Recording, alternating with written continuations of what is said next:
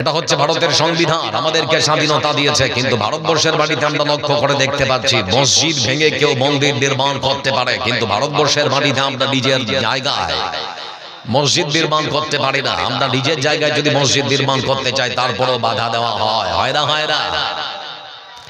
কিন্তু স্বাধীন ভারতবর্ষের মাটিতে অনবরত মসজিদ ভাঙা হচ্ছে, এমনকি আমাদের প্রাচীন মসজিদ বাবরি মসজিদ পর্যন্ত ভেঙে চুরমার করে সেখানে রাম মন্দির নির্মাণ করা হয়েছে। খবর আছে না? রে আপনার ছোট্ট বাচ্চাটাকে শেখাবেন, ওটা আমাদের ছিল। যদি সম্ভব হয় আপনার বাচ্চা উদ্ধার করবে, যদি না পারে তার বাচ্চা উদ্ধার করবে। যদি না পারে তাহলে পরে যদি আকাশ থেকে ঈসা আলাইহিস সালাম নেমে আসবেন। মসজিদ যদি সত্যি আমাদের হয় থাকে, সেদিন কোন মায়ের বেটা ঠেকাতে পারবে না। মসজিদ উদ্ধার হবে ইনশাআল্লাহ। জোরে বলে ইনশাআল্লাহ। বন্ধু আমার, স্বাধীন ভারতবর্ষ মুসলমানদের স্বাধীনতা কোথায় আপনারা জানেন? ভারতবর্ষের সব থেকে বড় রাজ্য উত্তরপ্রদেশের সম্ভাল জেলায় মসজিদ সাহেবের নাম করে 5 জন তরতাজা মুসলমান যুবককে পরিকল্পনা করে খুন করা হলো। কে করবে বিচার? যারাই রক্ষক তারাই ভক্ষক। তবে বিশ্বাস করি একটা কথা, কেউ যদি কারো কাউকে অন্যায় ভাবে কারো মার কল খালি করে, আল্লাহ তার মার কল খালি করবে। কেউ যদি অন্যায় ভাবে কারো স্ত্রীকে বিধবা বানায়, আল্লাহ কিন্তু তার স্ত্রীকে বিধবা বানাবে। কারো সন্তানকে কেউ যদি অন্যায় ভাবে এতিম বানায়, আল্লাহ তার সন্তানকে এতিম বানাবে। এজন্য আমি বিশ্বাস করি পৃথিবীটা মানুষের হোক, ধর্ম থাকুক, অন্তরে মন্দিরেতে ঘন্টা বাজুক, আজান হোক মসজিদে। আপনাদের কাশিমনগরের মুসলমানদেরকে লক্ষ্য করে আল্লাহ রাব্বুল আলামিন তিনি বলেছেন, যদি তোমরা রাস্তা দিয়ে চলো, যদি দেখতে পাও দেবী মা, দুর্গা মা, কালী মা, সরস্বতী মার পূজা হচ্ছে, মুসলমান ভালো করে জেনে নাও, তাদের দেবদেবীগুলোকে দেখে তোমরা গাল বন্ধ করো না, নাহলে তারা অজান্তে তোমার আল্লাহকে গাল দিতে পারে। এজন্য কোরআনের শিক্ষা হচ্ছে না কোন দীনুকুম ওয়ালিয়া দীন, লা ইকরাহা ফিদ্দীন, ধর্মের মধ্যে কোনো জবরদস্তি চলতে পারে না, যে যার মতো করে ধর্ম পালন করতে পারে। কিন্তু স্বাধীন ভারতবর্ষে মুসলমানদের স্বাধীনতা কোথায় আপনারা জানেন? বর্তমান পশ্চিম বাংলায় এসআইআর চলছে না? আচ্ছা বলুন, ভারতবর্ষের সংবিধানে কোন ধারায় লেখা আছে যে কোন পরিবারের কেউ 6 জন সন্তান যদি নেয় এটা দণ্ডনীয় অপরাধ? কোন ধারায় লেখা আছে কি? তাহলে পরে শুধুমাত্র বেছে বেছে মুসলমানদেরকে হিয়ারিং এর নোটিশ দিয়ে হয়রানি করা হচ্ছে কেন? এর সদুত্তর আমরা কার কাছে পাবো? ভারতবর্ষের নির্বাচন কমিশনকে লক্ষ্য করে বলতে চাচ্ছি, স্যার আপনার জানা আছে কিনা বলতে পারবো না, তবে যদি জানা থাকে তাহলে আপনাকে বলতে চাচ্ছি, ভারতবর্ষের যদি প্রধান সেবক নরেন্দ্র দামোদর দাস মোদীজি, তারা 6 ভাই বোন, হিয়ারিং এর নোটিশটা তাকে ধরানো হবে তো? উনাকে ধরাতে পারবেন তো? হিয়ারিং এর লাইনে প্রধানমন্ত্রী মোদীজিকে দাঁড় করাতে পারবেন তো? ভারতবর্ষের সব থেকে বড় রাজ্য উত্তরপ্রদেশের, যিনি এখন বর্তমান মুখ্যমন্ত্রীর চেয়ারে বসে আছেন, যোগী আদিত্যনাথ, 7 ভাই বোন। আমরা বলতে যাচ্ছি নির্বাচন কমিশনের প্রধানকে, আপনি পারবেন যোগী আদিত্যনাথের হাতে হিয়ারিং এর নোটিশ ধরিয়ে মুখ্যমন্ত্রীকে হিয়ারিং এর লাইনে দাঁড় করাতে? সম্ভব নয়। এজন্য আপনাদেরকে বলতে চাচ্ছি বন্ধু আমার, শুধুমাত্র ভারতবর্ষের মাটিতে মুসলমানদের সঙ্গে দ্বিচারিতা করা হচ্ছে কেন? যতই চক্রান্ত করুক না কেন, যদি আল্লাহ আমাদের সাথে থাকে, আবার যদি আল্লাহ আমাদের সাথে থাকে আর কোন ভয় আছে? দুনিয়ার কেউ নেই আমাদের সাথে, আর আল্লাহ যদি বলেন আমি আছি তোমাদের সাথে, আর কারো প্রয়োজন আছে কি? তার মানে তারা সহ্য করতে পারছে না। বর্তমান পৃথিবীর সবথেকে ক্ষমতাধর রাষ্ট্র, যার নাম হচ্ছে আমেরিকা। আমেরিকার নিউ ইয়র্ক সিটির যিনি এখন প্রধান মেয়র, জোহরান মামদানি, আমার বন্ধুর একজন মুসলমান, তারা সহ্য করতে পারে না। দিন আর বেশি দূরে নেই যেদিন তারা দেখতে পারবে ব্রিটেনের প্রধানমন্ত্রীর আসলে একজন মুসলিম মহিলা বসে আছেন, যার নাম শাবানা মাহমুদ। চলছে তোড়জোড়, খুব অচিরেই আপনারা হয়তো শুনতে পাবেন যে ব্রিটেনের প্রধানমন্ত্রীর চেয়ারও একজন বসে আছেন মুসলমান মহিলা। বন্ধু আমার, শুধুমাত্র কারো অন্ধভক্ত হলে চলবে নাকি? এজন্য আপনাদেরকে একটা অনুরোধ করে যাচ্ছি, একবেলা কম খাবেন কিন্তু আপনার বাচ্চাটাকে লেখাপড়া করে মানুষ করবে। যেমন করে হোক আপনাকে আরেকটা বাক্য বলে যায়, আপনার সন্তানের জন্য সম্পদ ছেড়ে যেতে হবে না, নিজের সন্তানটাকে সম্পদ বাড়িয়ে যেতে হবে। দুনিয়ার কোন সম্পদ নয়, বরং পরকালীন সম্পদ আপনার সন্তানকে বাড়িয়ে যান, তাহলে একালে ওলাপ ওকালে ওলাপ। এজন্য আপনাকে আরেকটা শব্দ বলি, আপনার সন্তানকে শিক্ষা দেওয়ার জন্য উচ্চ শিক্ষার পেছনে ছুটবেন না, সুশিক্ষার পেছনে ছুটুন। সুশিক্ষার পেছনে ছোটার জন্য আপনাদেরকে অনুরোধ করছে, উচ্চ শিক্ষার পেছনে নয়। তাহলে মুসলমান আজকে ভারত জুড়ে মার খায় কেন? আমরা সেই মুসলমান যারা আকাশের একটা চাঁদ দেখলে মসজিদ পরিপূর্ণ করে দেয়, আবার ওই আকাশের আরেকটা চাঁদ দেখলে মসজিদ ফাঁকা হয়ে যায়। আর কিছুদিন পর রমজান আসছে তো নাকি? আচ্ছা, রমজান মাসে মুসাল্লির সংখ্যা মসজিদে কম হয় না বেশি গো? কথা বলে কম না বেশি? ঈদের নামাজ পড়ার পর ওরকম মুসাল্লি আর মসজিদে খুঁজে পাওয়া যায়? কথা বলে পাওয়া যায় কি? পাওয়া যায় না। চিন্তা করে দেখুন, আমরা সেই মুসলমান যারা আল্লাহর সঙ্গেও নাফরমানি করতে আমরা পিছু পা হই না। আপনাকে একটা অনুরোধ করছি, নিজের পায়ে হেঁটে সময় থাকতে মসজিদটা গিয়ে আবাদ করুন। আপনি যদি মৃত্যুবরণ করবেন না, আপনি মসজিদ আবাদ করুন না করুন, যখন আপনি মৃত্যুবরণ করবেন মসজিদের খাট কিন্তু আপনার বাড়িতে যেতে একটুকু দেরি করবে না, আপনার বাড়িতেই পৌঁছাবে। আপনার মোবাইলের মধ্যে যখন রিংটোনটা বাজছে তখন আপনার বিবেক বলছে কে যেন আমাকে ডাকছে, সেজন্য মোবাইলের ফোনটা রিসিভ করতে হবে। করি না আমরা? কলটা রিসিভ করি না কেন? মনে হচ্ছে কেউ যেন আমাকে ফোন করে জানতে চাচ্ছে আমি কেমন আছি। আমার পরিবার হতে পারে, আমার কোন আত্মীয় স্বজন হতে পারে। মসজিদের বিরাট থেকে যখন মুয়াজ্জিন 5 বার আপনাকে আপনার সফলতার জন্য ডাক দেয়, তখন আপনার বিবেক কাজ করে না যে আপনার রব, আপনার সৃষ্টিকর্তা, আপনার আল্লাহ আপনাকে মসজিদে রাখছেন, আপনাকে হাজিরা দিতে হবে? তখন আপনার বিবেক কাজ করে না। আমরা কেমন মুসলমান? এজন্যই তো ভারতবর্ষের আজকে পার্লামেন্টে মুসলমানদের নামে নানান রকম কটূক্তি করা হচ্ছে। এখন পশ্চিম বাংলার বিধানসভা তো আমরা শুনতে পাচ্ছি, বিজেপির একজন প্রথম সারির নেত্রী যার নাম অগ্নিমিত্রা পল, এই মহিলা মুসলমানদের মাদ্রাসা সম্পর্কে মন্তব্য করতে গিয়ে এক সময় বলেই ফেলেছে মুসলমানদের মাদ্রাসা এটা হচ্ছে সন্ত্রাসের আতুর ঘর, এখানে জঙ্গি আর সন্ত্রাসী তৈরি হয়। আচ্ছা, আপনাদেরকে বলছি, আজ পর্যন্ত কোন মাদ্রাসায় বোম ফুটেছে বলে আপনাদের মনে পড়ছে? কোন মসজিদে বোম ফুটেছে আজ পর্যন্ত মনে পড়ছে? তাহলে মাদ্রাসা সম্পর্কে এরকম করে কটূক্তি করার সৎ সাহস তাদেরকে কে জগায়? বন্ধু আমার, পশ্চিম বাংলার বিরোধী দলনেতা এই মানুষটাকে আবার দেখতে পাচ্ছি বিধানসভার বাইরে এসে বক্তব্য দিতে গিয়ে বলছে আমরা যদি ভারতবর্ষ মানে পশ্চিম বাংলায় এ রাজ্যে যদি আমরা ক্ষমতায় আসতে পারি তাহলে পরে মুসলমানদের মুঘল সাম্রাজ্যের ইতিহাস আমরা বুঝে ফেলবো। আকবর থেকে শুরু করে বাবর থেকে শুরু করে জাহাঙ্গীর, ঔরঙ্গজেব থেকে শুরু করে যত আছে মুঘল সম্রাট, তাদের কোন ইতিহাস আমরা ভারতের মাটিতে আর বাঁচিয়ে রাখবো না। বলতে চাচ্ছি শুভেন্দু অধিকারী জি, তাহলে তাজমহলটা দিয়ে শুরু করুন না, ওটা আগে ভেঙে ফেলুন। ওটা মুসলমানদের বাপদাদারা মুঘল সম্রাটরা তৈরি করে গেছে, আগে মুসলমানদের তৈরি করা ঐতিহ্য সেই তাজমহলকে ভেঙে ফেলুন।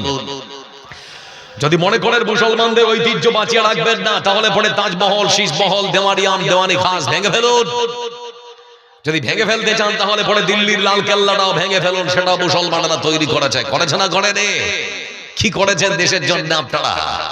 আমাদের ভারতবর্ষের প্রধানমন্ত্রী যারা হন, যারা স্বাধীনতা দিবসের দিন পতাকাটা উত্তোলন করেন লাল কেল্লায় দাঁড়িয়ে, করেন না? সেই পতাকাটারও যিনি রং দিয়েছেন একজন মুসলিম বোন আমার, যার নাম সুরাইয়া তাইয়্যিবা।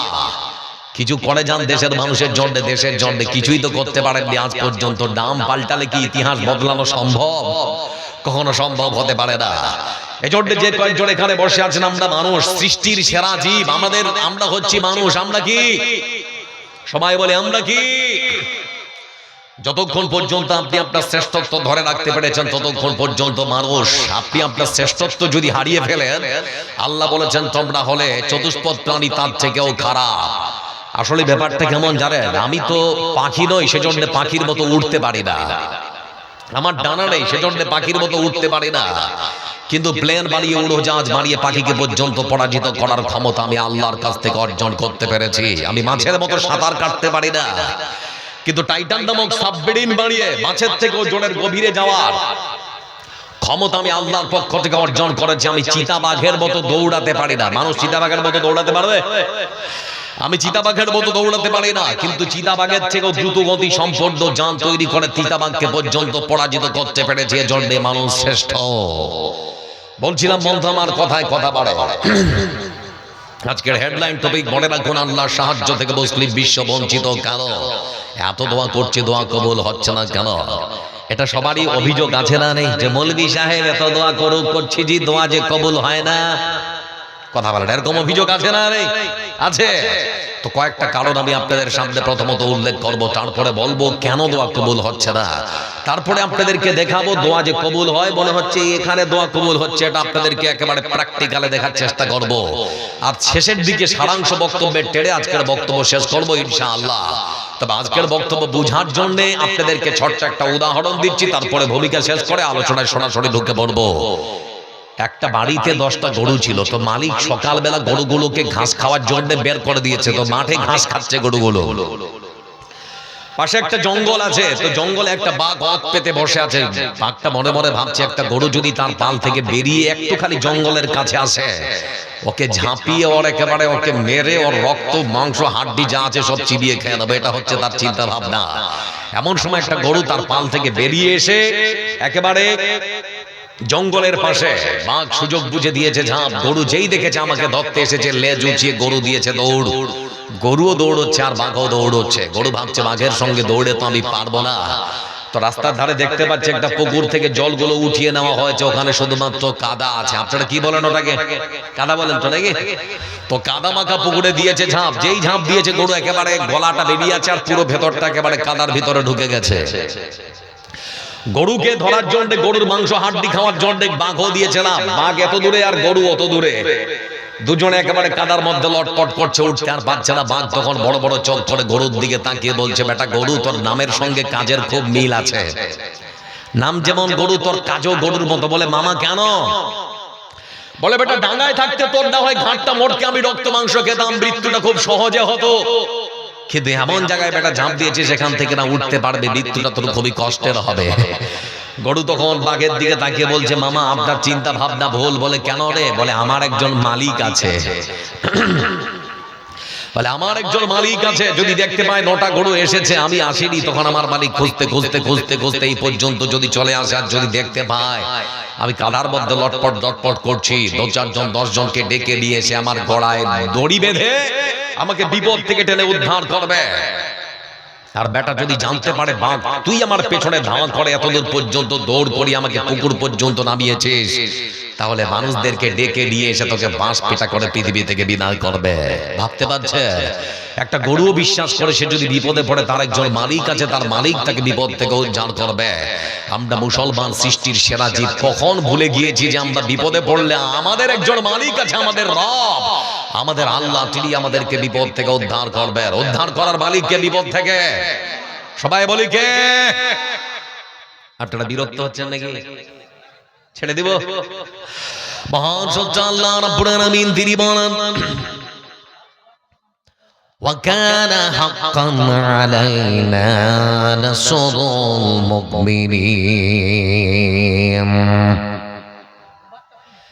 আমার কোন মুমিন বান্দা কখনো কোন সময় কোন জায়গায় তারা যদি বিপদে পড়ে যান, আমি আল্লাহ আমার কাছে তারা যদি সাহায্য চায়, আমি আল্লাহ আমার উপরে দায়িত্ব বা কর্তব্য ততক্ষণাৎ আমার মুমিন বান্দাদেরকে সমস্ত বিপদ থেকে উদ্ধার করে দেই। সুবহানাল্লাহ বলবেন না? বিপদ থেকে উদ্ধার করার মালিক কে? কোরআন কারীমের ভাষা আল্লাহ রাব্বুল আলামিন তিনি আরো এক আয়াতে বলেন, ولا تهنوا ولا تحزنوا وأنتم الأعلون إن كنتم مؤمنين। কোনো ভয় করো না, কোনো চিন্তা করো না, যদি ঈমানদার হও আমি আল্লাহ তোমাদের জন্য যথেষ্ট। বিজয়ী তোমরা হবে, চিন্তা করতে হবে না, খালি ঈমানদার হয়ে যাও। দুটো আয়াতে আল্লাহ সত্য করেছেন, সাহায্য দিবি তো মুমিন হয়ে যায়, ঈমানদার হয়ে যায়, তাহলে সাহায্য আসবে না হলে না। আজকে যারা বসে আছেন মাথা পিছু 1 প্যাকেট করে বিরিয়ানির ঘোষণা হয়েছে, সেজন্য জালসা শুনতে এসেছেন নাকি? বিরিয়ানি দিতে চেয়েছে নাকি? কথা বলে না, এসেছেন কোরআনের ভালোবাসার টানে। কি শুনতে এসেছেন? ঈমান আছে তো নাকি? কোরআন কারীমের ভাষা আল্লাহ রাব্বুল আলামিন তিনি বলেন, আকিমুস সালাহ। নামাজ পড়তে হবে, হুকুম কার? একটু করে কথা বলেন, এটা কার হুকুম? এখানে শব্দ ব্যবহার করা হয়েছে বড় কফ দিয়ে, কায়েম, তার মানে এমন একটা কাজ বন্ধু আমার, যে কাজ আমাদের সমাজে চালু আছে, প্রতিষ্ঠিত আছে। আমাদের সমাজে কাপড় পরা চালু আছে, বলে জালসা শুনতে এসেছেন সবাই কাপড় পরে। আপনাদের মাঝখানে যদি কেউ তার শরীর থেকে কাপড় খোলে, উলঙ্গ নগ্ন হয়, ন্যাংটা হয়, কেউ যদি বসতে চায় তাকে কেউ বসতে দিতে পারে না। আমাদের সমাজে কাপড় পরা চালু আছে বলে ন্যাংটা মানুষকে কেউ পছন্দ করে না, ভালোবাসে না।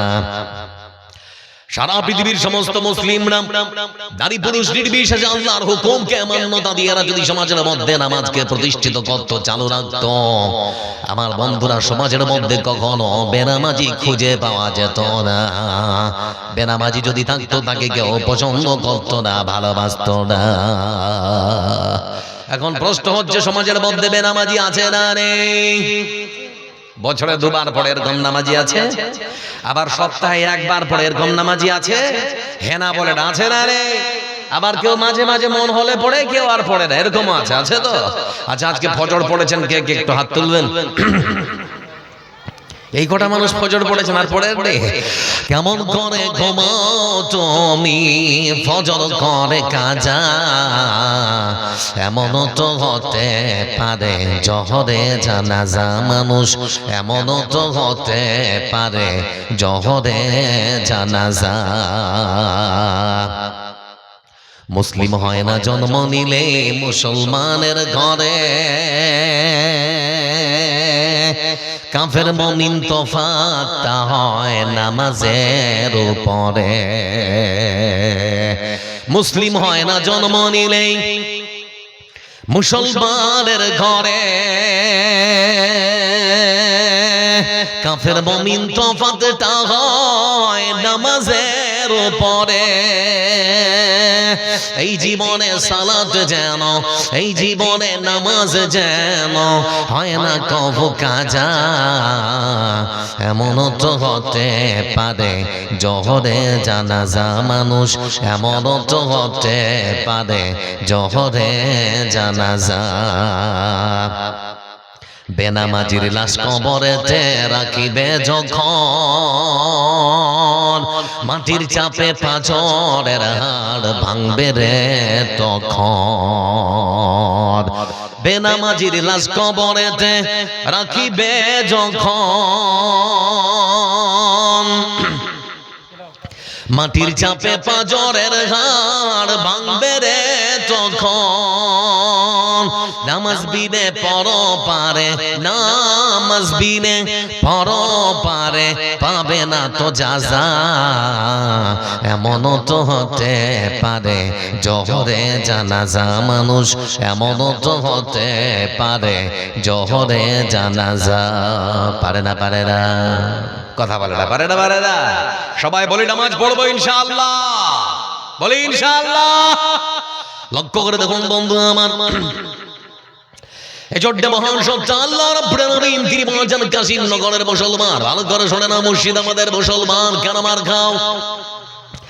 কোরআন কারীমের ভাষা আল্লাহ রাব্বুল আলামিন তিনি সুন্দর করে বলেন, আফাতুমিনুনা বিবাদিল কিতাবি ওয়া তাকফুরুনা বিবাদ, ফামা জাযাউ মান ইয়াফআল যালিকা মিনকুম। আল্লাহ রাব্বুল আলামিন তিনি সুন্দর করে বলেন, কোরআন নাই? হে পৃথিবীর মুসলমানেরা ভালো করে শোনে না, যতক্ষণ পর্যন্ত তোমরা আমার কোরআনকে পুরোপুরি মানবে না, আমার কোরআনকে তোমরা যদি পুরোপুরি না মেনে নাও, কিছুটা যদি মানো, কিছুটা যদি ছেড়ে দাও, যেটা তোমার পক্ষে যাবে সেটা মানবে, যেটা তোমার পক্ষে যাবে না সেটা ছেড়ে দেবে। এরকম কৃষ্টি কালচার অভ্যাস যদি তোমাদের হয়ে যায়, তাহলে পরে শুনে নাও, এই পৃথিবীর বুকে মুসলিমদেরকে তোমাদের পেছনে লেলিয়ে দেব। যারা শুধুমাত্র তোমাদেরকে মারবে, পিটবে আর ঠুকবে, তোমরা বিপদে পড়বে, আর বিপদে পড়ে আমার হাতে হাত তুলবে, আর তোমরা আমাকে ডাকবে রাব্বানা। আমি আল্লাহ রাব্বুল আলামিন সেই দিন তোমাদের কোনো ডাকে সাড়া দেব না। আজকে ভারতবর্ষের বাড়িতে মুসলমান মার খায় না? খায় না ভাই? কথা বলো। আজকে ভারতের বাড়িতে মুসলমান মার খায় না? খায় না? আপনাদের মুর্শিদাবাদের কথা বলি, শিয়ালদা থেকে বন্ধু আমার ট্রেন ট্রেনে করে চলে আসছে আপনাদের বেধুয়া ডহরি বেলডাঙ্গার মাঝামাঝিতে এক মুসলমান ভাই আমার, যার নাম হলো নিজামউদ্দিন। নিজামউদ্দিনকে ট্রেন ট্রেনে ধাক্কা মেরে ফেলে দেওয়া হলো, ট্রেনের মধ্যে পড়লো। বন্ধু আমার দ্বিখণ্ডিত হয়ে গিয়েছে তার শরীরটা। লক্ষ্য করে দেখুন, এই মতো করে ভারতবর্ষের মাটিতে মুসলমানদেরকে মারা হয়। শুধুমাত্র আমার ভাই নিজামউদ্দিনকে নয়, আনিস খানকে মারা হয়েছে। মারা হয়েছে আমার আরেক ভাই পেহলু খানকে, আনিস খানকে এই মতো করে মারা হয়েছে। আমাদের ভারতবর্ষের পশ্চিম বাংলার পার্শ্ববর্তী রাজ্য, ভারতের আরেকটি রাজ্য বন্ধু আমার যার নাম হচ্ছে ঝাড়খণ্ড। ঝাড়খণ্ডের মাটিতে কয়েক বছর আগে দেখেছিলাম কারেন্টের খুঁটিতে আমার ভাই তাবরেজ আনসারীকে বেঁধেছে। বাঁধার পরে তাকে বেদম প্রহার করা হচ্ছে, লাঠি দিয়ে মারছে, কে রড দিয়ে পিটাচ্ছে আর বলছে বল বেটা জয় শ্রীরাম। তারপর আমার ভাই তাবরেজ আনসারী জীবন বাঁচার জন্য বলতে আরম্ভ করেছে জয় শ্রীরাম। তারপরও তাদের মনের মধ্যে এতটুকু কোনো দয়া মায়া মমতা জন্মালো না। আমার ভাই তাবরেজ আনসারীকে তারা পিটিয়ে পৃথিবীর বুক থেকে বিদায় করেছে। যারা বসে আছেন একটা প্রশ্ন করি, আজ পর্যন্ত ভারতের মাটিতে আল্লাহু আকবার বলে কোন হিন্দুকে কোন মুসলমান মেরেছে বলে শুনেছেন? কথা বলে না, শুনেছেন?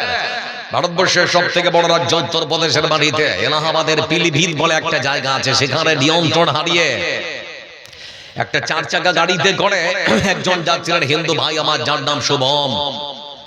তাই ব্যক্তিটি নিয়ন্ত্রণ হারিয়ে পাশের নদীতে ডবাতে পড়ে গেছে। অসংখ্য হিন্দু যুবক তারা মানে উপর থেকে দাঁড়িয়ে দেখছে, কিন্তু তাকে ডবা থেকে, খাল থেকে, ওই পুকুরের পানি থেকে তাকে উঠাবার জন্য কেউ সাহায্য করেনি। সেই বিল থেকে উঠাবার জন্য ছুটে এসেছিল একজন মুসলমান যুবক, যার নাম হচ্ছে ফয়সাল। কি নাম বললাম? ফয়সাল। আমার বন্ধুরা, ফয়সালকে লক্ষ্য করে দেখছি সুবনের গাড়িটা যখন ডুবছে, তার মানে গাড়িটা ডুবে গেলে বেটা মরে যাবে, কিন্তু একটা মানুষ তো তার বিবেক কাজ করেছে, সেজন্য তার ছোট্ট ডিঙ্গি নৌকাটা নিয়ে মাছ মারছিল সেই বিলের মধ্যে। তিনি তড়িঘড়ি করে ছুটে এসে সেই গাড়ির গেটটা খুলে শুভমকে বাঁচাবার জন্য তাকে টেনে উপরে তুললো। এমন সময় দেখতে পেলাম তার ডিঙ্গি ছোট্ট নৌকাটা পর্যন্ত ডুবে গেছে। তারপরেও শুভমকে ছেড়ে আসেনি, বড় অনেক কষ্ট করে তাকে টেনে উপরে তুলেছে।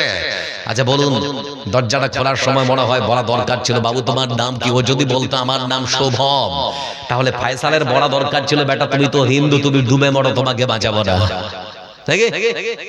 কথা বলেন, এটা বলা দরকার ছিল কি না? আগে আমরা দেখেছি মানবতা, এটাই হচ্ছে ইসলামের শিক্ষা। ইসলাম প্রত্যেক ধর্মকে সম্মান আর শ্রদ্ধা করার শিক্ষা দেয়, প্রত্যেক ধর্মের মানুষকে সম্মান আর শ্রদ্ধা করার শিক্ষা দেয় ইসলাম। এখানেই শেষ না। আর একটা কথা বলে, আমরা জানি আমাদের ভারতবর্ষের আরেকটা রাজ্য আছে যার নাম আসাম। আসাম জেলার শ্রীভূমি বলে একটা, আসাম রাজ্যের শ্রীভূমি বলে একটা জেলা আছে। সেই জেলা থেকে ইকো গাড়ি করে 7 জন হিন্দু ভাই আমার, অমল, বিমল, শ্যামল, নরেশ, পরেশ, সুরেশ, এরা ত্রিপুরার দিকে রওনা হয়েছে কোন একটা সফরে। তারা সারাদিন গাড়ি সফর করেছে, রাত্রিবেলা ড্রাইভার গাড়ি চালাতে চালাতে ঘুম লেগে গেছে। এমন সময় তারা নীলাম বাজার বলে একটা গ্রাম ক্রস করছে ঠিক ফজরের সময়। সেই গ্রামের দায়িত্বপ্রাপ্ত ইমাম সাহেব, যার নাম হচ্ছে বন্ধু আমার আব্দুল বাসিত, তিনি উঠছেন আজান দেওয়ার জন্য, বসে আছেন আজান দিবেন। এমন সময় একটা বিকট আওয়াজ মনে হচ্ছে পানির মধ্যে কি যেন পড়লো।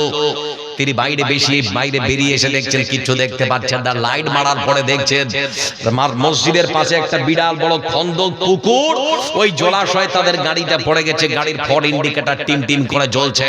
আমার বন্ধুরা, ঠিক সেই সময় উপস্থিত বুদ্ধিকে কাজে লাগিয়ে মসজিদের দায়িত্বপ্রাপ্ত ইমাম আব্দুল বাসিত তিনি দেরি করলেন না।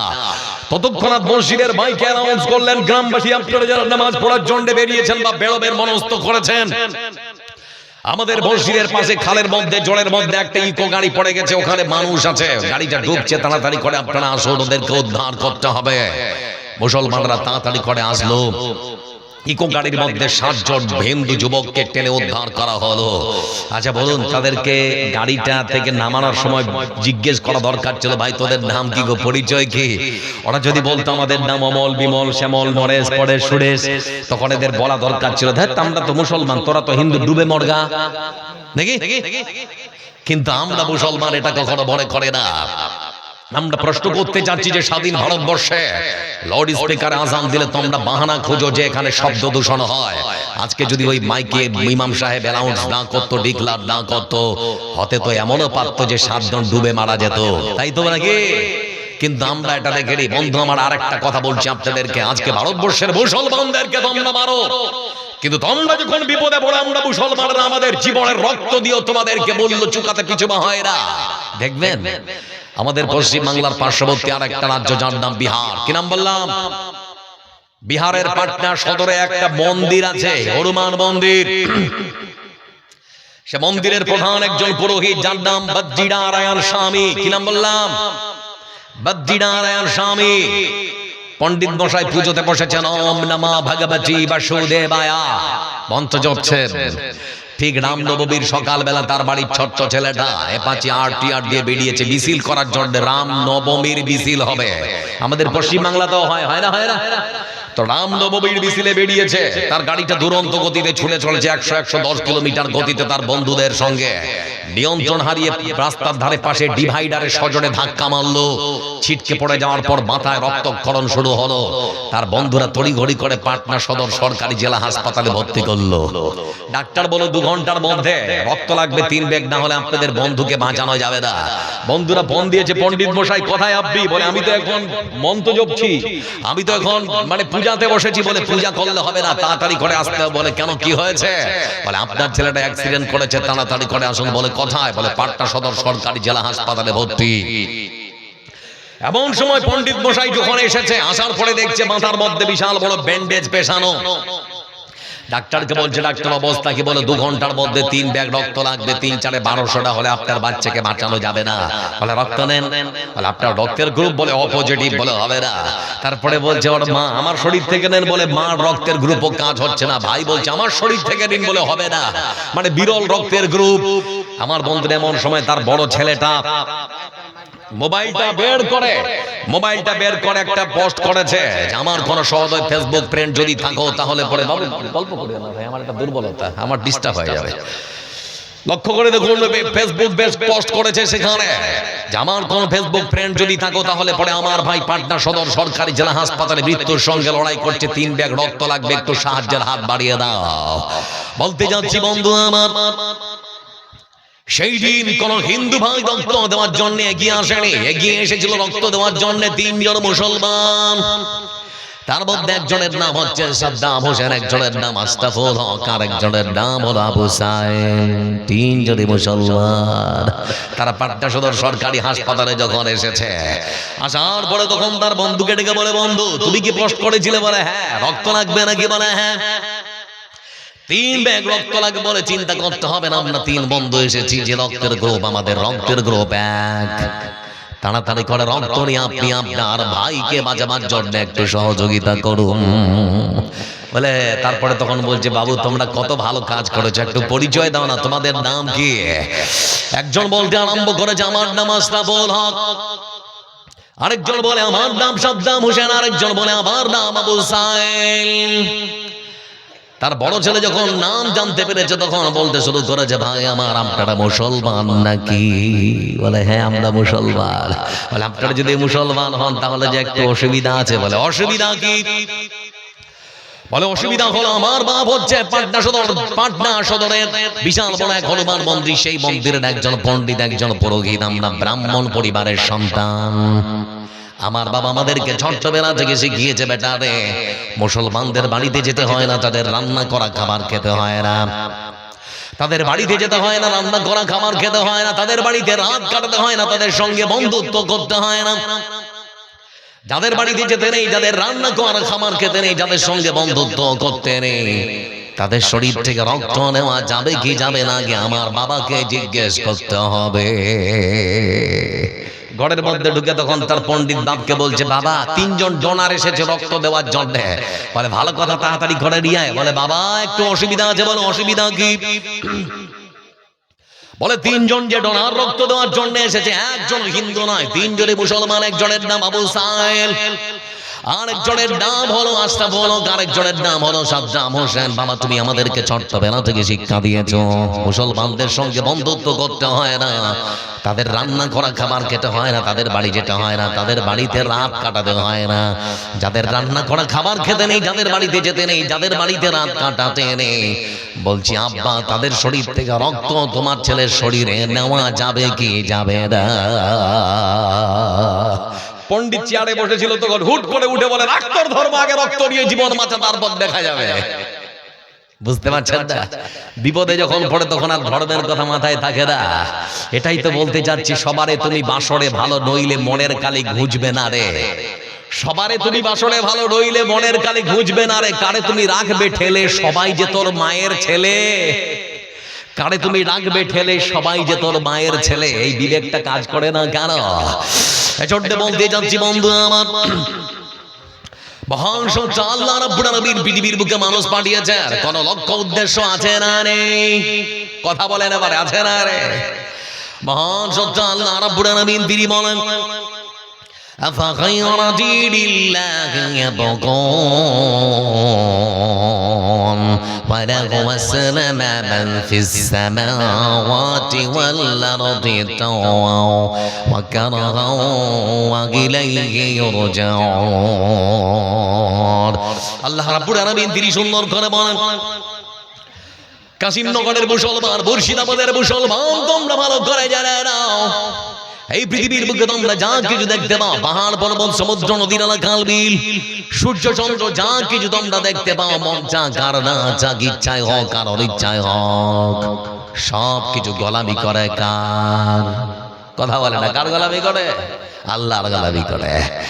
আমার বন্ধুরা, আল্লাহ রাব্বুল আলামিন সেজন্য আরো এক আয়াতে বলেন ইউসাব্বিহু লিল্লাহি মা ফিস সামাওয়াতি ওয়া মা ফিল আরদ। আকাশ আর জমিনের মধ্যে যা কিছু তোমরা দেখতে পাও, সব কিছু মহান সত্য আল্লাহ রাব্বুল আলামিনের পবিত্রতার প্রশংসা বন্দনা করে। আচ্ছা, ওই পাখিগুলোকে যে দেখতে পাচ্ছেন, পাখিগুলো গোলামি করে কার? একটু কথা বলেন, কার গোলামি করে? আল্লাহ রাব্বুল আলামিন তিনি সুন্দর করে বলেন أولم يروا إلى الطير فوقهم صافات ويقبضن ما يمسكهن إلا الرحمن। দেখে নাকি তারা পাখিটি কেমন? মেলে দুটি লঘু ডানা উড়িয়া বেড়ায় শূন্যের পরে, নাহি তার কোন মানা। আবার সেটা না গুটাইয়া চলে কিন্তু পড়ে না তবু। বলো হে মানব, কে তারে দেখেছে মহাশূন্যে, সে যে এক ভিন্ন প্রভু। পাখিও গোলামি করে কার? সবাই বলেন, কার গোলামি করে? আমরা গোলামি করবো কার? সুদ খাওয়া সুন্দর না নফল? বলবেন না? আমাদের সমাজে সুদি কারবার আমরা করি না, করে না? এরকম মানুষ নেই? আমি নদিয়ার হাতিশালা ফুটবল ময়দানে প্রোগ্রাম করছি, তারপরের দিন নদিয়ার পলাশিতে প্রোগ্রাম। তো মেমারি মাদ্রাসার আমার এক বন্ধু, ওর নাম হচ্ছে মনসুর, আমাকে বলছে বন্ধু রাতটা আমার কাছেই থাকো, কালকে তো পলাশিতে জালসা, বাড়ি আর যেতে হবে না। রাত্রে তার বাড়ি থাকলাম, নামাজ পড়ে সকালবেলা আমাকে মাঠ দেখাতে নিয়ে গেছে। ধান লাগিয়েছে নদীর ধারে, আমরা ধান দেখছি। এমন সময় একটা লোক রাস্তা থেকে সাইকেল নিয়ে এসে,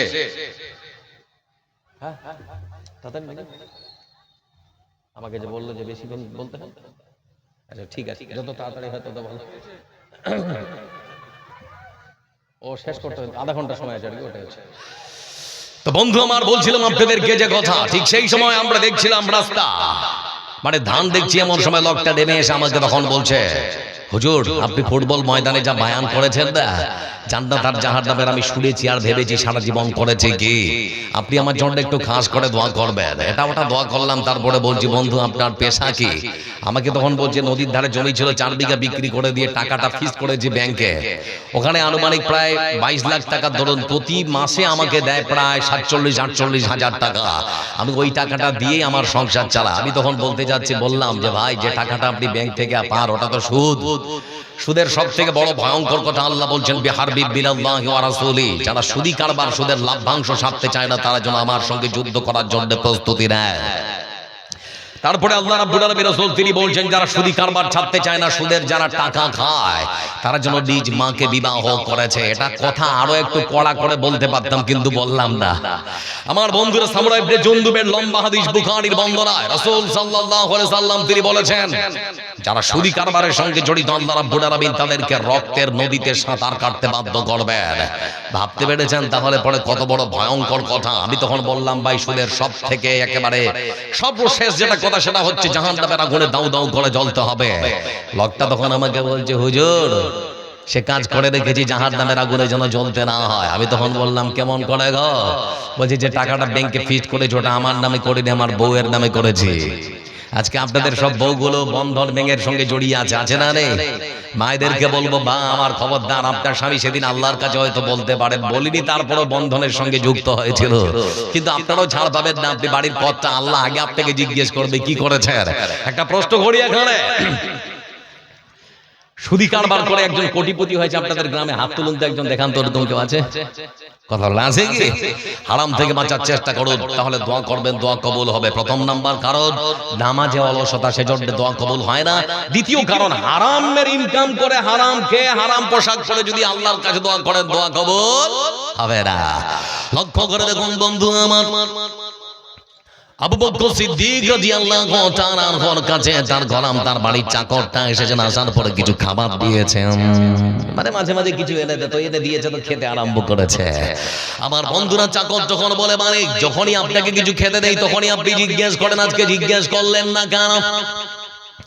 আবু বকর সিদ্দিক রাদিয়াল্লাহু তাআলা আনহু তিনি তখন বলতে আরম্ভ করেছেন, বলো চাকর কোথা থেকে তুমি খাবারটা এনেছো? চাকর তখন বলতে আরম্ভ করেছে, জাহেলিয়াতের জামানায় আমি গণকি করতাম, জ্যোতিষীগিরি করতাম, মানুষের হাত থেকে তাদের ভবিষ্যৎ বলে দিতাম, আসলে আমি কিছুই জানতাম না, ধোঁকাবাজি দিতাম খালি।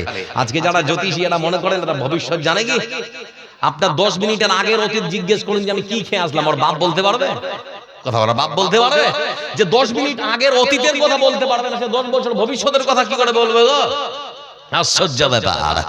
লক্ষ্য করে দেখুন বন্ধু আমার, ঠিক সেই সময় আবু বকর সিদ্দিক রাদিয়াল্লাহু তাআলা আনহু তিনি তার দু আঙ্গুলকে মুখের মধ্যে এই মতো করে ভরেছেন। বুখারীর বর্ণনায় শব্দ এসেছে আখ আখ আখ, এরকম শব্দ এসেছে, মানে বমি করবেন আর কি।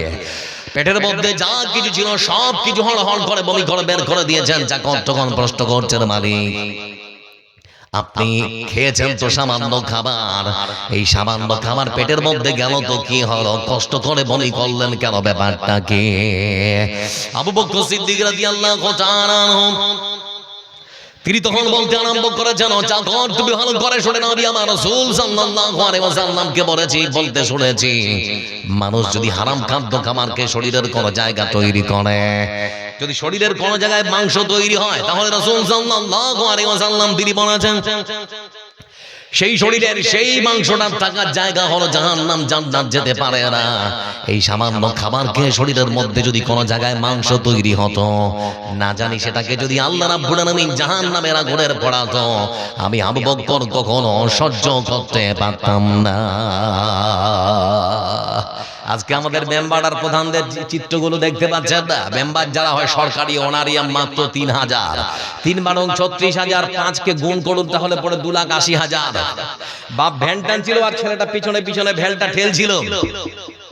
মেম্বার আর প্রধান যেই হয়েছে 5 বছর চড়ে ফুলে ফেপে মোটা হয়ে একেবারে গাড়ি থেকে বাড়ি থেকে জায়গা থেকে জমি থেকে একেবারে সেরকম অবস্থা, নাকি এরকম হয় না? কথা বলা হয় না, হয় না? আচ্ছা আপনারা কি বলেছেন, মাত্র ওই 3,000 টাকা দিয়ে সম্ভব হলো না? জনগণের মান আত্মসাৎ করেছে, আত্মসাৎ না করলে হবে? হতো? এটার বিচার আল্লাহর কাছে দিতে হবে না, হবে না? কথা বলে না, হবে না, হবে না? লক্ষ্য করে দেখুন বন্ধু আমার, এজন্য যেখানে সন্দেহ আছে হারাম থেকে যদি বেঁচে না থাকেন, আল্লাহর কাছে যদি দোয়া করেন, দোয়া কখনো কবুল হতে পারে না। ওমর ইবনুল খাত্তাব রাদিয়াল্লাহু তাআলা আনহু কোন একদিন তার স্ত্রী ডেকে বলছেন, স্বামী যান, সামনে ঈদ আসছে, আপনার সন্তানেরা সবাই নতুন কাপড় পরবে বলে ওয়াদা করেছে। তারা ঈদের দিন নতুন কাপড় চায়, একটু নতুন কাপড়ের বন্দোবস্ত করেন। ভাবুন, এখানে একটা কথা মাথায় নিন, দেশের প্রধানমন্ত্রী কি বলছেন জানেন? বলে, বলো কি স্ত্রী, আমার তো সামান্য ভাতা, ওখান থেকে আমরা কোনো মতো সংসারটা চালাই, নতুন কাপড় এবার ঈদে কিনে দিতে পারবো না। তো বাচ্চাদের কান্নাকাটি দেখে ওমর ইবনুল খাত্তাব তখন একটা পত্র লিখছেন দেশের অর্থমন্ত্রী আবু উবাইদা রাদিয়াল্লাহু তাআলা আনহুকে, বলছেন দেশের প্রধানমন্ত্রীর পক্ষ থেকে অর্থমন্ত্রী আবু উবাইদার কাছে চিঠি লেখা হচ্ছে, আমাকে 1 মাসের অগ্রিম বেতন দিতে হবে। আমাকে 1 মাসের কি দিতে হবে? অগ্রিম বেতন দিতে হবে। চিঠিটা পড়ার পর তিনি ঝরঝর করে কাঁদছেন অর্থমন্ত্রী আবু উবাইদা রাদিয়াল্লাহু তাআলা আনহু। আমার বন্ধুরা, আবু উবাইদা রাদিয়াল্লাহু তাআলা আনহু তিনি এবারে আবার তিনি পত্র লিখছেন দেশের প্রধানমন্ত্রীকে, আবু উবাইদা অর্থমন্ত্রীর পক্ষ থেকে দেশের প্রধানমন্ত্রী ওমর ইবনুল খাত্তাব রাদিয়াল্লাহু তাআলা আনহুকে চিঠি লেখা হচ্ছে। চিঠিতে কি লিখছেন জানেন? চিঠিতে তিনি লিখছেন, দেশের প্রধানমন্ত্রী ওমর, আপনি যদি আমাকে দুটো জিনিসের নিশ্চয়তা, দুটো জিনিসের গ্যারান্টি দিতে পারেন, তাহলে পরে আমি অর্থমন্ত্রী আপনাকে 1 মাসের অগ্রিম বেতন দিতে পারবো, না হলে পরে সম্ভব নয়। প্রথম নাম্বার হলো 1 মাস আপনি এই আপনার গদির চেয়ারে বসে থাকবেন, আপনার 1 মাস ধরে দেশের জনগণ আপনাকে প্রধানমন্ত্রীর চেয়ারে বসিয়ে রাখবে, আর নিশ্চয়তা দিতে হবে। দ্বিতীয় নাম্বার হলো 1 মাস আপনি বেঁচে থাকবেন, তার গ্যারান্টি আমাকে যদি দিতে পারেন তাহলে পরে 1 মাস অগ্রিম বেতন আপনাকে দিতে পারবো, না হলে পরে দিতে পারবো না। ভাবতে পারছেন বন্ধু আমার? চিন্তা করে দেখুন, মানে হারাম নয়, একেবারে হালাল পন্থায় তিনি চেয়েছেন, তারপরেও বলা হচ্ছে যে যদি আপনি গ্যারান্টি দিতে পারেন তাহলে পরে দেব, না হলে পরে দেব না। হয়তো তোমার দুহাত তুলে আল্লাহর কাছে দোয়া করছেন আর বলছেন, আল্লাহ আমি যদি মরে যাই এমন অর্থমন্ত্রীকে বসিয়েছি যে অর্থমন্ত্রী জনগণের মাল কখনো আত্মসাৎ করবে না।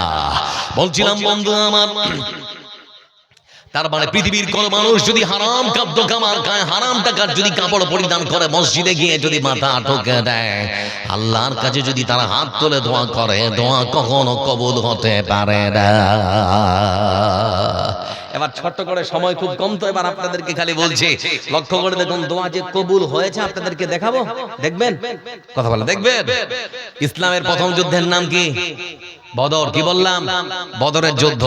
মুসলমানদের সংখ্যা 313, 14 কিংবা 17, আর ওদিকে মুশরিকদের সংখ্যা হচ্ছে 1000-এরও বেশি। আচ্ছা 1000 বেশি না 313 বেশি গো? আপনারা একটু কথা বলেন না, 313 বেশি না 1000 বেশি?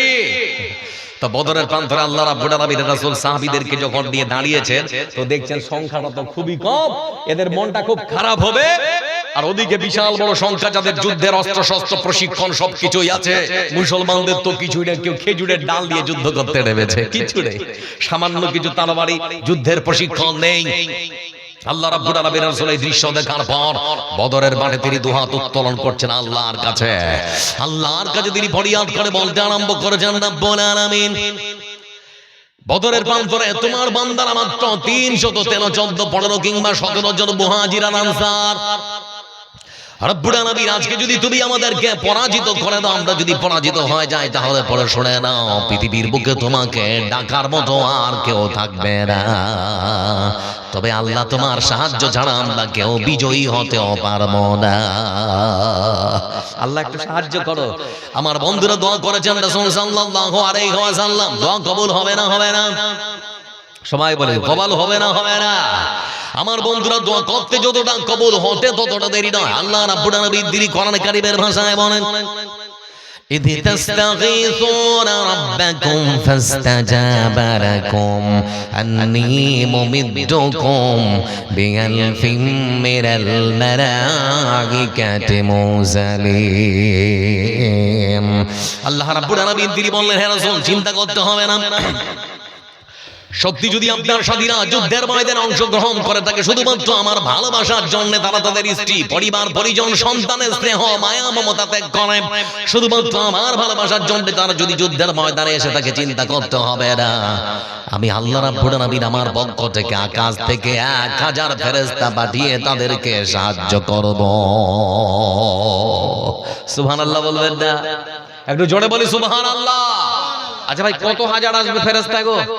1000। ছোট সবাই বলুন কত হাজার? আচ্ছা একটা দুটো ফেরেশতা আসলেই তো সবাইকে শেষ করে দেবে, কিন্তু আসবে কত? 1000। একটা দুটো যদি আসে তো ওরা কি ভাববে যে একটা দুটা কি হবে, সেজন্য বলা হচ্ছে 1000 আসবে। তো আল্লাহ রাসূল তখন সাহাবীদেরকে বলছেন, চিন্তা করতে হবে না, 1000 ফেরেশতা ওয়াদা করেছেন আল্লাহ তিনি সাহায্যের জন্য পাঠাবেন। তো মুমিন বান্দারা তখন একজন আরেকজনের সঙ্গে গল্প করছে, জানিস আল্লাহ 1000 সাহায্য পাঠাবেন, তিনি ওয়াদা করেছেন।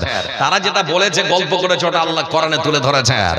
কোরআন কারীমের ভাষা আল্লাহ রাব্বুল আলামিন তিনি বলেন, إذ تقولوا للمؤمنين ألن يكفيكم أن يمدكم ربكم ب3,000 من الملائكة منزلين। আল্লাহ রাব্বুল আলামিন তিনি বলেন, মুমিন বান্দারা শুনে নাও, তোমরা যখন একজন আরেকজনের সঙ্গে গল্প করছিলে আমার সাহায্য নিয়ে, চিন্তা করো না, বদরের প্রান্তরে আমি আল্লাহ রাব্বুল আলামিন তোমাদেরকে সাহায্য করার জন্য আমি আল্লাহ আমার পক্ষ থেকে আকাশ থেকে 1000 নয়, আমি আল্লাহ রাব্বুল আলামিন তোমাদেরকে 3000 ফেরেশতা পাঠিয়ে সাহায্য করব। কত আসবে এবার? আগে কত ছিল, এবার কত? 1 বেশি না 3 বেশি?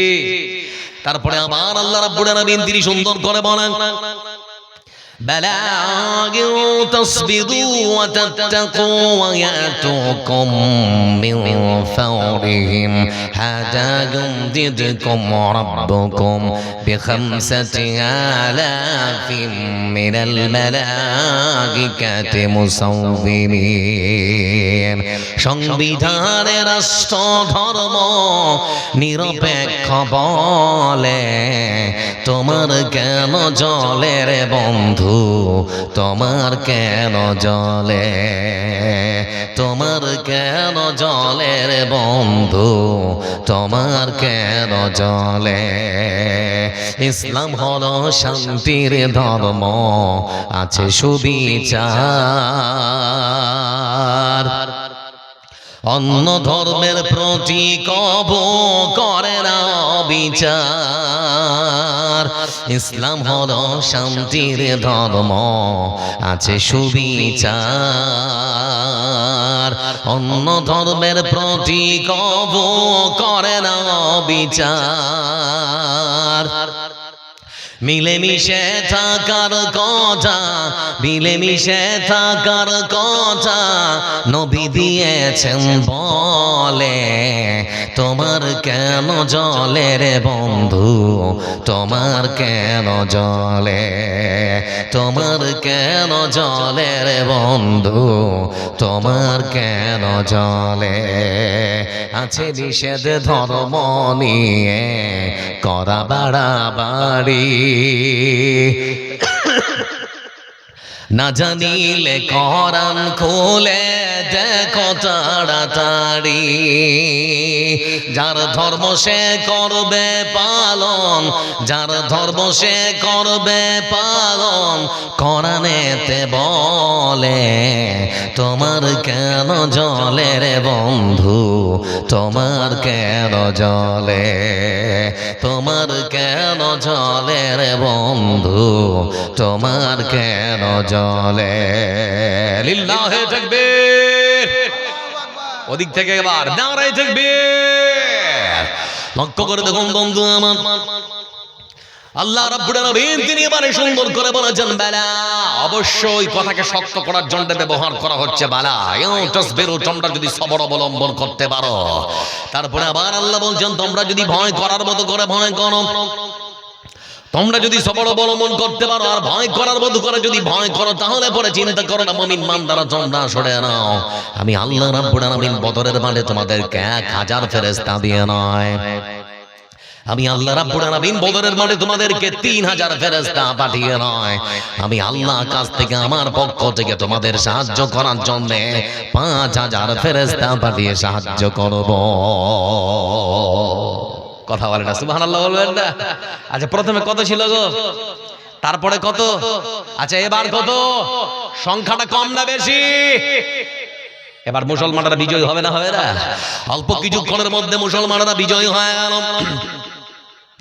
আমার বন্ধুরা মুসলমানরা গনিমতের মালগুলো সংগ্রহ করতে আরম্ভ করেছে এমনি সময় কিছু সাহাবী এসে রাসূল সাল্লাল্লাহু আলাইহি ওয়াসাল্লামের কাছে এসে বলছেন হুজুর চোখের সামনে একটা ঘটনা ঘটে গেছে দেখছি কিন্তু বিশ্বাস করতে পারছি না দেখলাম ঘটনাটা আমার চোখের সামনে ঘটে গেল কিন্তু তারপরেও বিশ্বাস হয় না বলে কি দেখেছো বলে আমার হাতের মধ্যে ছিল তরবারি একজন মুশরিক আমার সামনে পড়েছে আমার তরবারি দিয়ে তার শরীরের মধ্যে আঘাত করব তার শরীর থেকে মাথাটা আলাদা করব এটা ছিল আমার ইচ্ছা কিন্তু আমি যখন আমার তরবারি দিয়ে তাকে কপ মারতে গেলাম তরবারি যখন তার শরীরের মধ্যে আঘাত করতে গেলাম লক্ষ্য করে দেখলাম নিজের চোখে আমার তরবারি তার শরীরের মধ্যে আঘাত করার পূর্ব মুহূর্তে তার শরীর থেকে কেমন করে মাথাটা আলাদা হয় মাটিতে ছুটে পড়েছে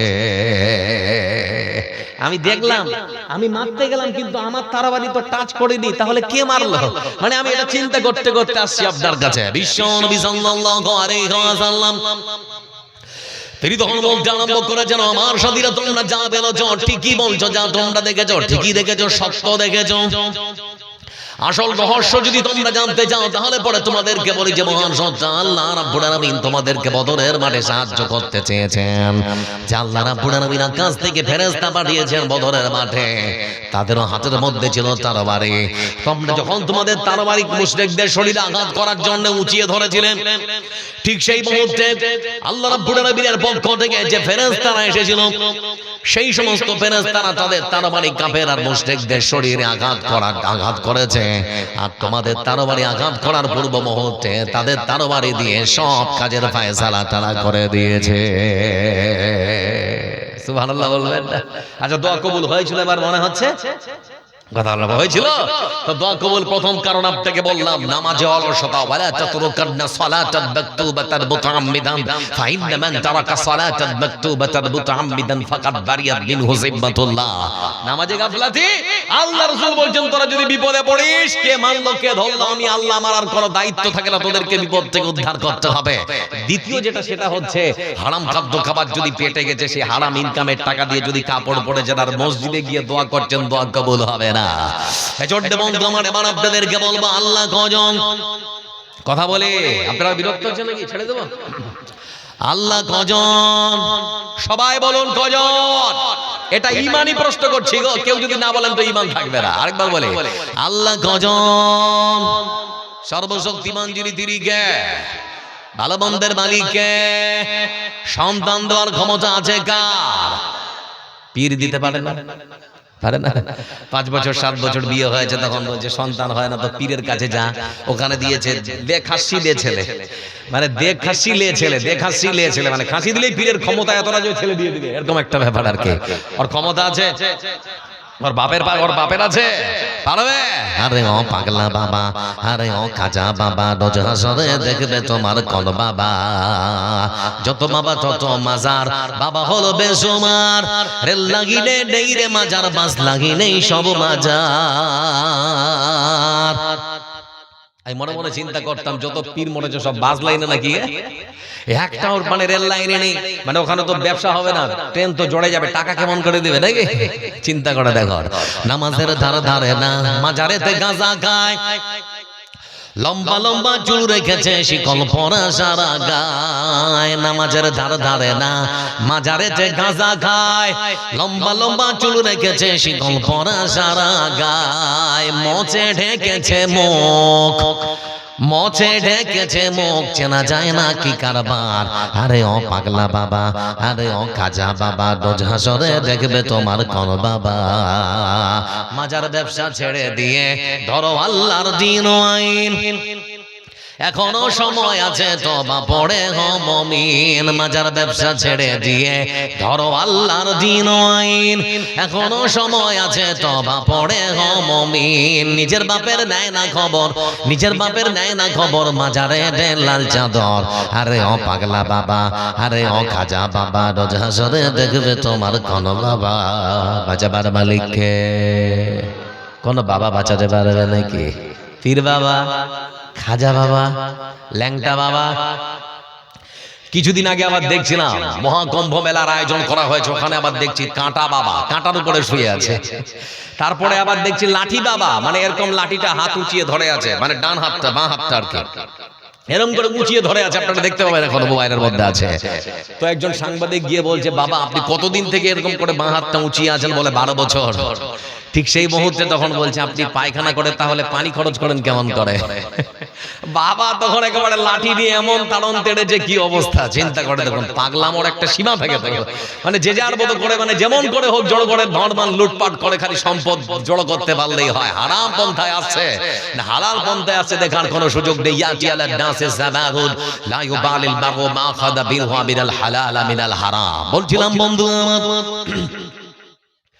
বিশ্বনবী সাল্লাল্লাহু আলাইহি ওয়াসাল্লাম তিনি মক্কার মাটিতে দাওয়াত দিয়েছেন আল্লাহ এক। মক্কার মুশরিকরা ভাবলো আল্লাহ যদি এক হয় তাহলে যেভাবে আমরা ক্ষমতা ধরে আছি আমাদের ক্ষমতা তো বেশি দিন থাকবে না, মুহাম্মদকে তাড়িয়ে দিতে হবে। সেজন্য ওরা মাতৃভূমি ত্যাগ করতে বাধ্য করেছে, এখন মদিনায়, তাই তো নাকি?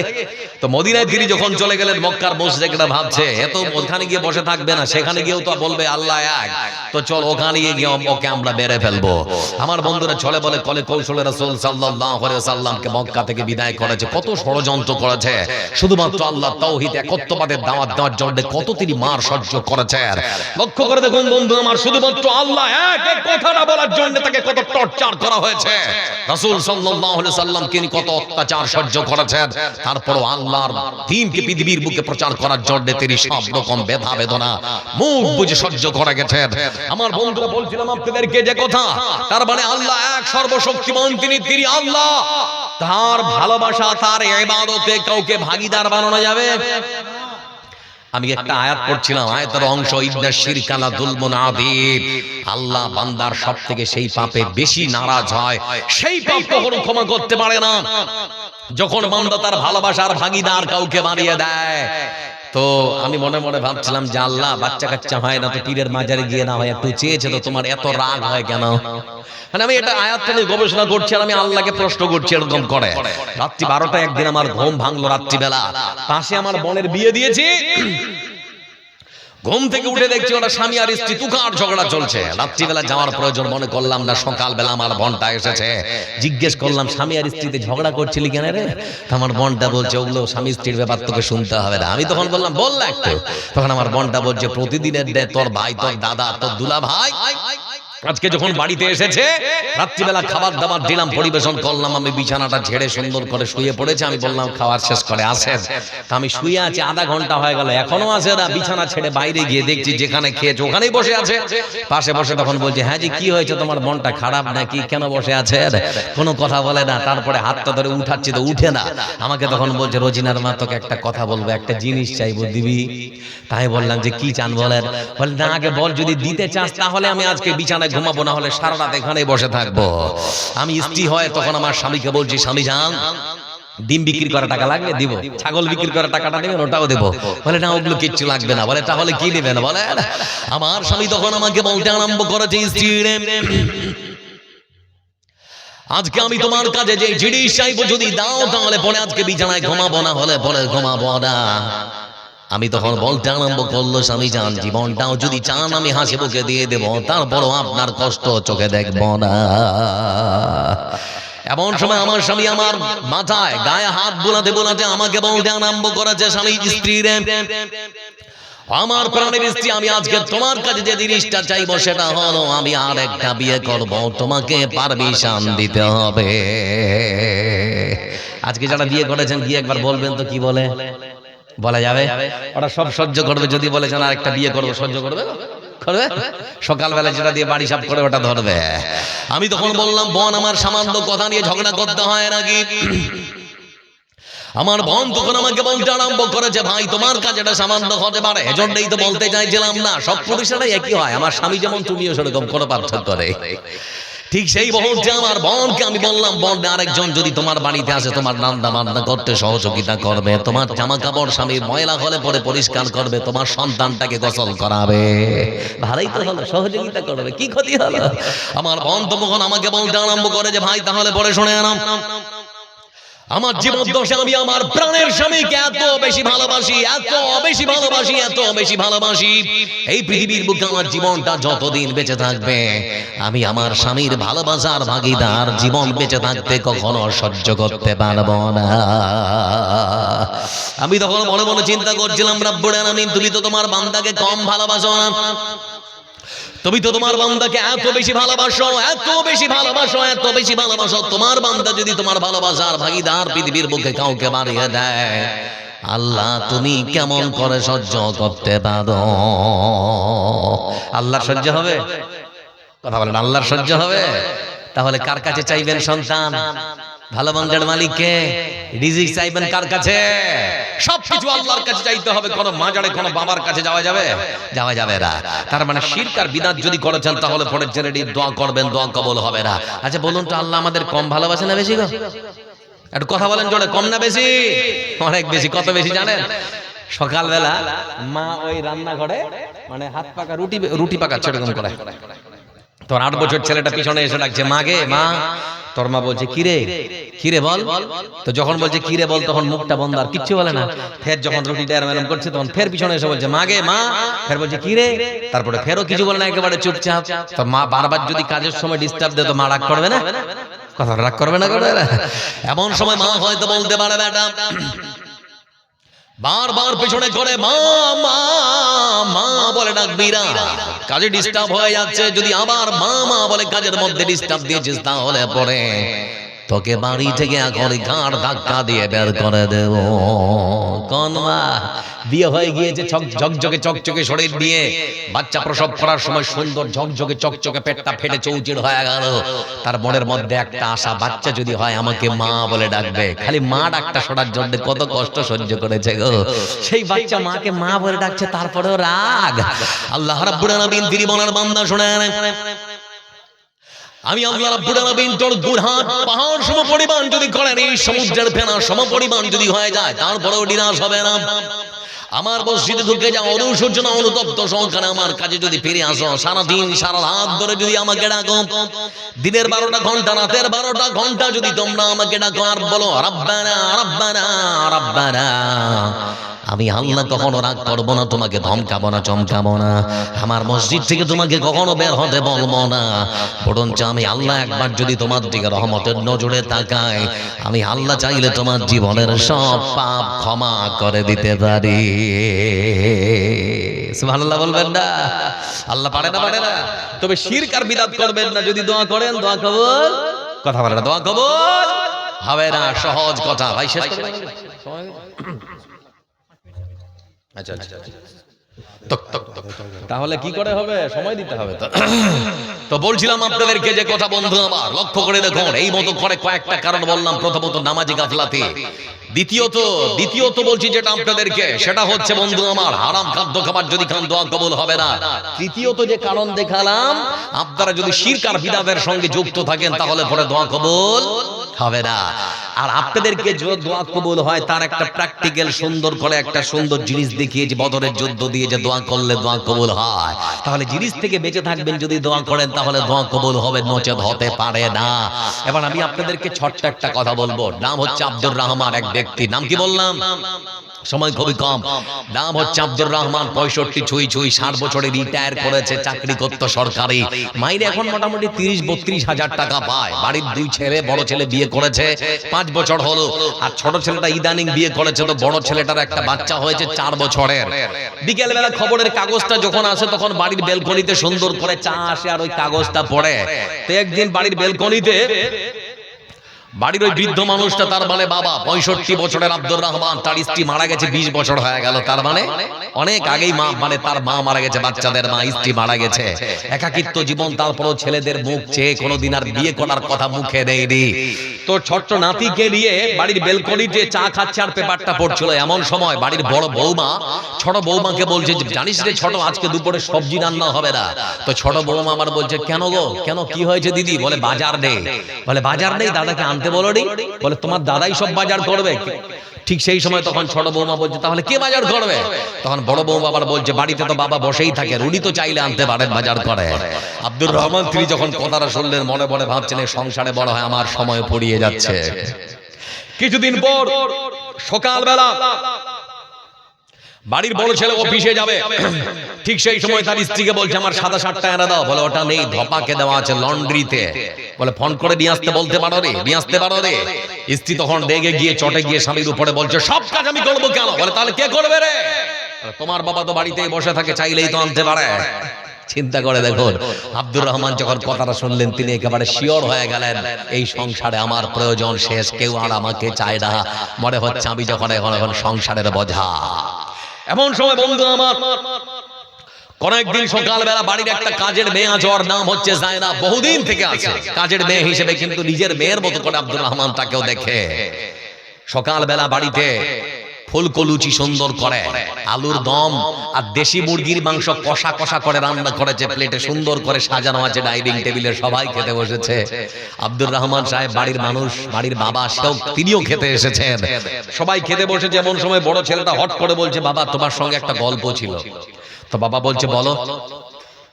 এমন সময় তখন বড় ছেলে বলছে, জানো বাবা, আমাদের ওই অমরপুর যে স্ট্যান্ডটা আছে না, আমাদের ঠিক ওখানে একটা বৃদ্ধাশ্রম তৈরি করেছে, খুব সুন্দর মনোরম পরিবেশ, মুক্ত বাতাস, সূর্যটা যখন ডুবে দেখতে পাওয়া যায়, সূর্যটা যখন সকালবেলা উঠে দেখতে পাওয়া যায়। তোমার সমবয়সী অনেক মানুষ আছে বাবা, তোমার একাকিত্ব জীবন, মা মারা গেছে 20 বছর হলো, একাকিত্ব জীবন তোমার আমরা আর সহ্য করতে পারি না।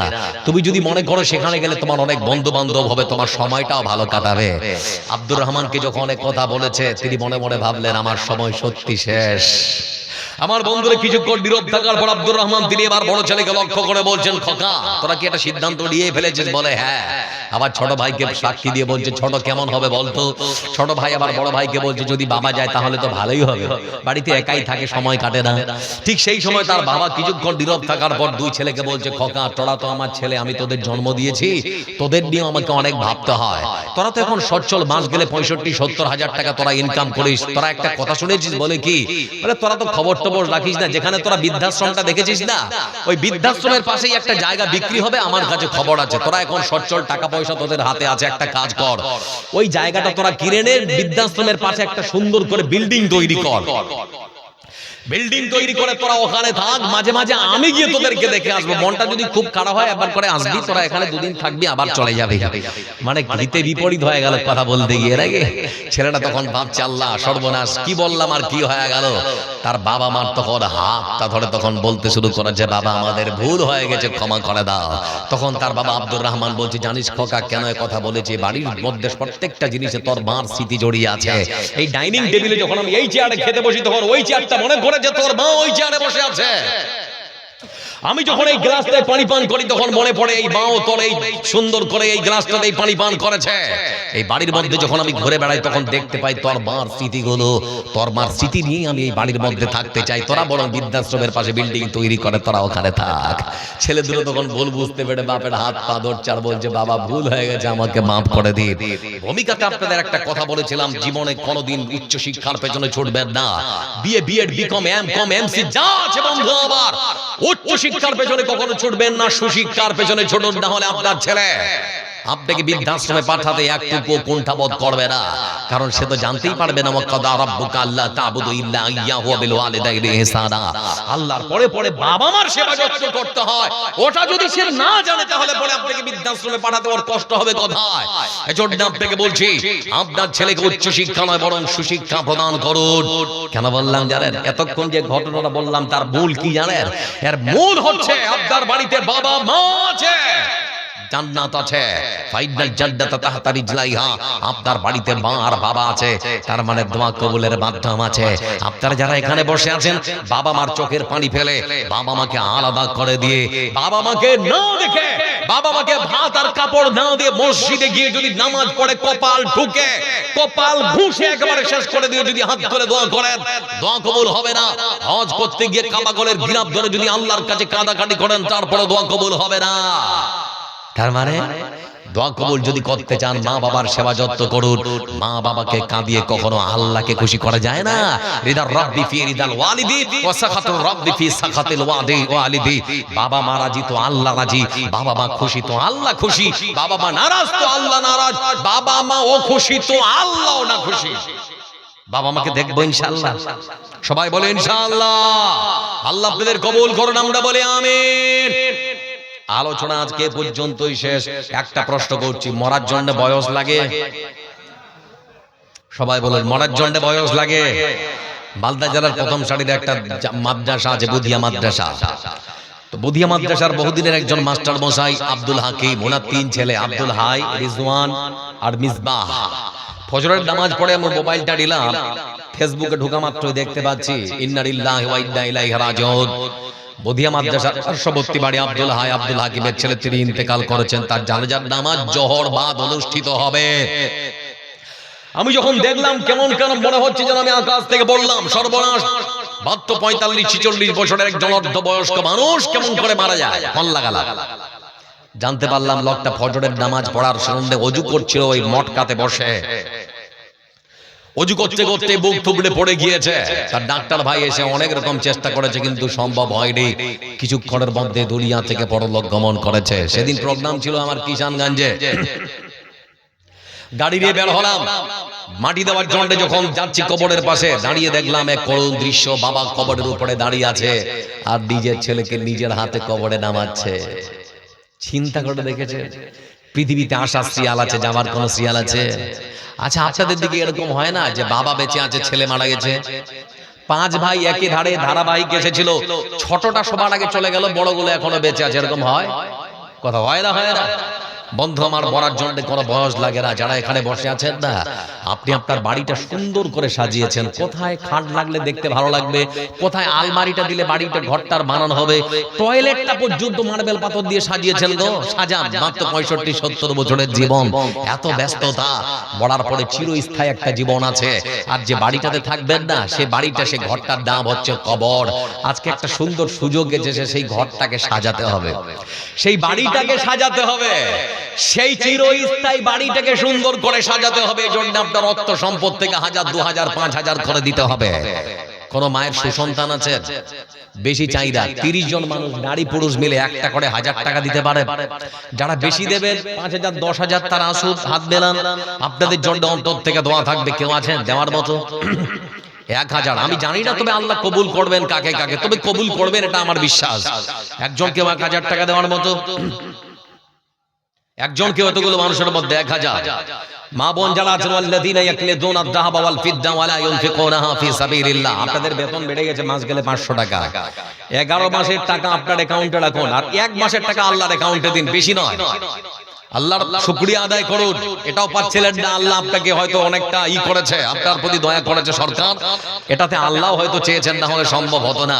এজন্য করো মা খালা যারা পাচ্ছেন, যদি না এখন থাকে তাহলে লিখিয়ে দেন, পড়ে দেবেন। আর আপনাদের মধ্যে চেয়েছি 30টা মানুষ, কেউ নেই, বিসমিল্লাহ করুন না, একজন 1000 টাকা আপনার সম্পদ থেকে।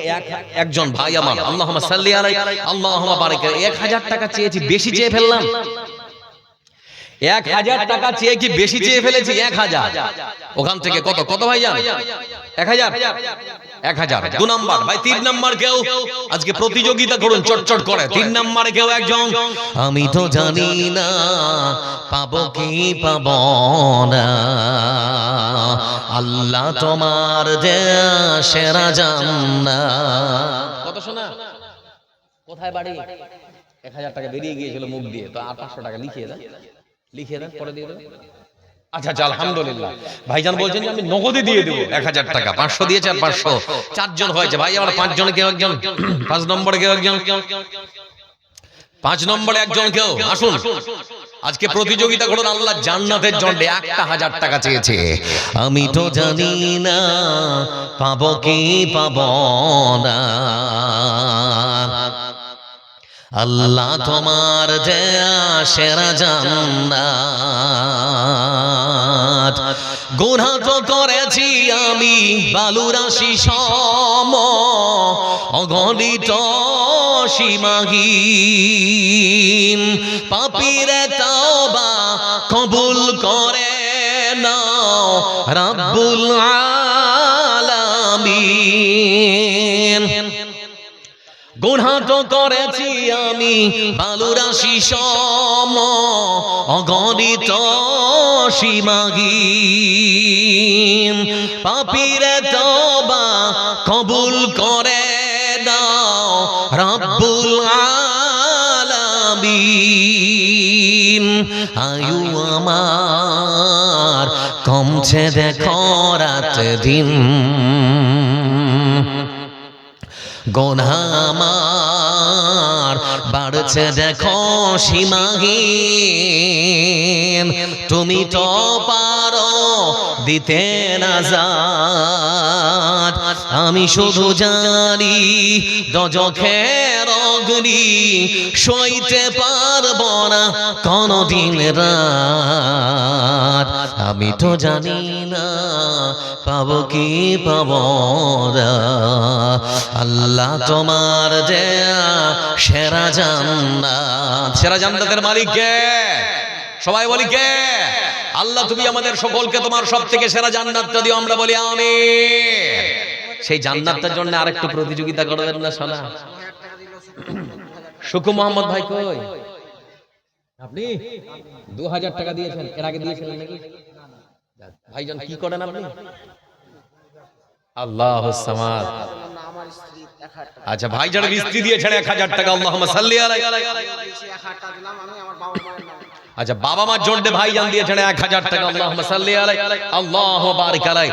আল্লাহ বাবা মা জীবিত আছে, আল্লাহ বাবা মা অসুস্থ থাকলে তুমি সুস্থতা দান করো, আল্লাহ যদি কোনো রোগ ব্যাধি থাকে তুমি আরোগ্য দান করো। 500 ভাইজান 500 আর 500 টাকা পরে দেওয়া যাবে না, 1000 এর পরে যাক লিখেলেন 1000 500 টাকা নগদ। এদিকে আসি, বাবা মারা গেছে, বাবা মারা গেছে, বাবা চলে গেছে, পরলোক গমন করেছে। আল্লাহ আজকে সন্তান 500 টাকা দিয়েছে, আল্লাহ তোমার ঘর মসজিদ নির্মাণ করার জন্য। আল্লাহ তার বাবা মার গুনাহ খাতাকে তুমি maaf করে দাও, তার বাবা মাকে তুমি জান্নাতের উচ্চ মাকাম দাও। ভাই আমার আসুন 1000 করে কয়েকটা হয়েছে, 8টা 7টা 8টা, ওখান থেকে একজন নামটা লিখে দেন। আসেন বাবজি লিখে দেন। ভাই আপনারা যারা আছেন, আছে ওইদিকে কেউ নেই, হইল্যান্ডের মেয়েদের কাছে নেই মাসুদ ভাই, ওইদিকে কেউ যায়নি তো? মায়েরা খালারা আপনাদের দান নাই কেন? হ্যাঁ আপনার 1000 লিখলেন 1000 টাকা, আল্লাহুম্মা সাল্লি আলাইহি, আল্লাহু বারিক আলাইহি। ভাই কেউ যাবেন না, অন্তত 500 টাকা করে দিয়ে হলেও যার। চোখ বুঝিলে এই দুনিয়ার নয় তো তুমি কেউ যে আর। আব্দুল গানি ভাই আমার 1000 টাকা ভাই দিয়ে দেন চট চট করে। চোখ বুঝিলে এই দুনিয়ার নয় তো তুমি কেউ যে আর, হায় রে মানুষ আঁকড়ে মানুষ করছো মিছে অহংকার। এই ভাই আচ্ছা পাবেল ভাই আমার 1000 টাকা। আর আপনার কত গো? হ্যাঁ হ্যাঁ দেখে মনে হচ্ছে 10,000 বেশি পারবে। কত সুন্দর চেহারা, যুবক মানুষ, ঠিক কিনা? একেবারে সেরকম। আচ্ছা ভাই আপনি নিজে বলেছিলেন, বুঝতে পেরেছি, মানে আমি বুঝতে পারছি চেহারা, সুরাত, পোশাক আশাকে বুঝতে পারছি। কোটটার দামই তো লাগে 2000 টাকা। ভাই আমি একটা করে দিই। আমার ভাই, আমি বলি, আমি 1 মিনিট খালি বলি, তার মানে আপনি যা বলবেন শুনবো। আমার ভাই নিজের থেকে বলেছে 10,000, আর বিয়ে হয়েছে নাকি?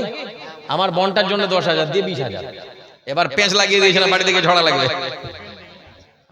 আচ্ছা হবে ইনশাআল্লাহ দিয়ে দিবেন, কি আছে? 20,000 করে দেন ভাই। কোন দিক থেকে চলে আসবে আল্লাহ দিয়ে দেবেন, রাজি? আচ্ছা ঠিক আছে, লিল্লাহি তাকবীর। আমার ভাইজান 20,000 টাকা। আল্লাহ তুমি আমার ভাইকে দিনের জন্য কবুল করো। দাদা দাদি চলে গেছে, আল্লাহ বিরম নগরে, আল্লাহ তারা যদি কোনো গুনাহ খাতা করে থাকে, আল্লাহ তাদের গুনাহ খাতাকে তুমি maaf করো। আল্লাহ তার বাবা মা জীবিত থাকলে আল্লাহ তুমি তাদের বাবা মাকে আরোগ্য দাও, সুস্থতা দাও।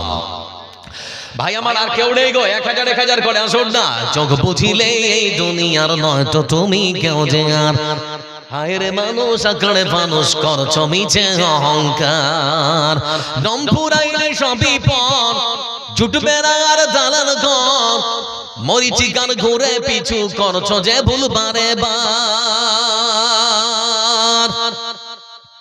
বাঁশের ছাউনি পচার আগে পচে যাবে লাশ তোমার, বাঁশের ছাউনি পচার আগে পচে যাবে লাশ তোমার।